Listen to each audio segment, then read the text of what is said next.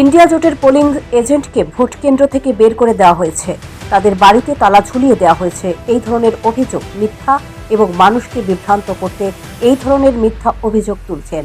এখন পরাজয়ের ভয়ে মানুষকে এইসব কথা বলেছেন।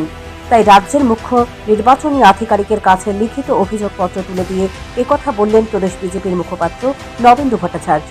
তিনি বলেন, রাজ্যের মানুষ এখন আর কংগ্রেস সিপিআইএমকে পাত্তা দিচ্ছে না। ইন্ডিয়া জোটের প্রার্থী যেখানে দাঁড়িয়ে মিথ্যা অভিযোগ করলেন, এই এলাকাটি মুখ্যমন্ত্রীর নির্বাচনী ক্ষেত্র। তিনি অত্যন্ত পরিকল্পিতভাবেই এই অভিযোগ করলেন। মানুষ প্রতিটি নির্বাচনেই তাদেরকে প্রত্যাখ্যান করছেন। লোকসভা নির্বাচনে এবং রামনগর কেন্দ্রের উপনির্বাচনে গণদেবতা তাদেরকে উচিত শিক্ষা দিয়েছেন। নির্বাচনী ফলাফল প্রকাশিত হলে এই বিষয়টি আয়নার মতো স্পষ্ট হয়ে উঠবে। কোনো তথ্য প্রমাণ নেই তাদের কাছে, কোথাও কোনো তথ্য প্রমাণ নেই। এবং এখানে যে কংগ্রেসের আশিস শাহ তিনি যেই জায়গায় গিয়ে কথা বলছেন, এটা হচ্ছে একটা উদ্দেশ্য প্রণোদিতভাবে, কারণ ওই এলাকাটা মুখ্যমন্ত্রীর এলাকা, মুখ্যমন্ত্রী ওই কেন্দ্রে ভোট দেন এবং এই উদ্দেশ্য প্রণোদিতভাবে এই কাজগুলি করে। এটা নিম্ন স্তরের রাজনীতি, কারণ তারা দিতে পারছেন না, সে দায়িত্ব তো আমরা নিতে পারি না। এবং নির্বাচন কমিশনকে জুড়ে দিচ্ছেন আমাদের সঙ্গে যুক্ত, পুলিশকে জুড়ে দিচ্ছেন আমাদের সঙ্গে যুক্ত।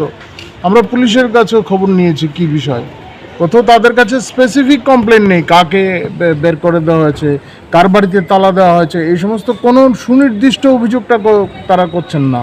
আর শুধু শুধু এইভাবে মানুষ ভোট দিতে যাচ্ছেন।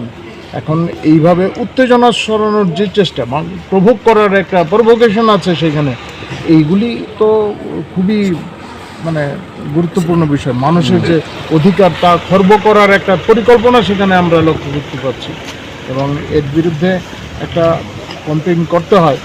আমরা বিষয়টা পার্টিতে আলোচনা করেছি এবং নির্বাচন কমিশনের কাছে আমরা লিঙ্ক সহ দিয়েছি। আমরা যে অভিযোগগুলি করেছি তার সত্যতা এবং তার গুরুত্ব কতটুকু। এদিকে ইন্ডিয়া জোটের এক প্রতিনিধি দল একগুচ্ছ অভিযোগ পশ্চিম ত্রিপুরা জেলা নির্বাচন আধিকারিকের হাতে তুলে দিয়েছেন। তাদের অভিযোগ, রাজ্যের প্রায় ৮০% পুলিশ স্টেশনে ইন্ডিয়া জোটের এজেন্টকে ঢুকতে দেওয়া হয়নি। দলের হয়ে কাজ করেছে, তাদের বাড়িতে গিয়ে হুমকি ধমকি দিয়ে এই পর্বটা চলছিল গতকাল রাত অবধি। অনেকের বাড়িতে গিয়ে নানাভাবে হুমকি দেওয়া হয়েছে। আজকে সকাল থেকে যখন পোলিং এজেন্টরা সমগ্র পশ্চিম ত্রিপুরা লোকসভা আসনে, রামনগর উপনির্বাচনে সমস্ত পোলিং এজেন্টরা যখন পোলিং স্টেশনে মুভ করছে, কেউ পোলিং স্টেশনের ভেতরে ঢুকেছে, কেউ পোলিং স্টেশনের দিকে যাচ্ছে এবং ভেতরে ঢোকার পর মকপোল হয়েছে, সেই পরিস্থিতিতেও অনেককে মারধর করে বের করে দেওয়া হয়েছে।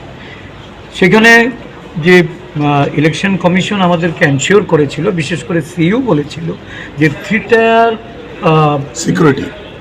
সিকিউরিটি অ্যারেঞ্জমেন্ট থাকবে।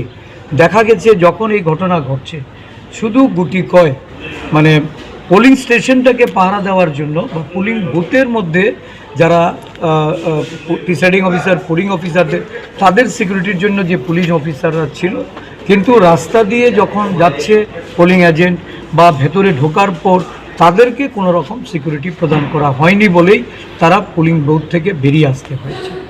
এখন অবধি আমরা প্রায় 1674টা বুথের মধ্যে প্রায় আমরা 1500-র উপরে পোলিং এজেন্ট সারা রাজ্যে আমাদের ছিল।